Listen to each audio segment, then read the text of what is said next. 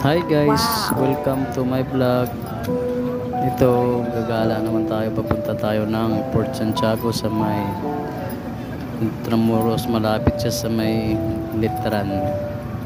Mas maganda dito ang view guys. At saka nakaka-relax, sarap yung hangin. Panibagong lugar naman yung pupunta natin guys. Siyempre wala naman ganong gawa pa, day off, tapos yun ang trabaho,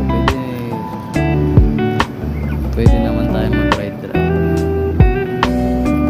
para iwas inip din sa bahay. Kaya kainip din pag nasa bahay lang tambay. Mas maganda din na mag pasyal pang reels din. Tsaka makakalanghap ka din ng sariwang hangin tulad dun pag nasa trabaho ka lang, kaya mapaiba naman yun. Magandang dito guys, maraming pwede magandang puntahan dito sa Maynila. Yes!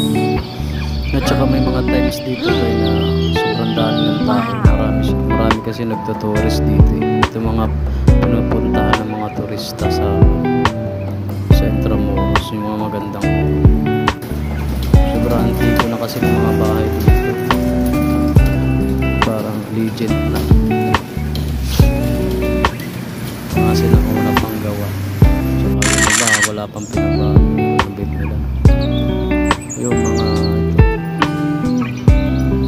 ang ganda, nagkaka-relax, ganda mga tanawin. Tsaka kita mo yung magandang view sa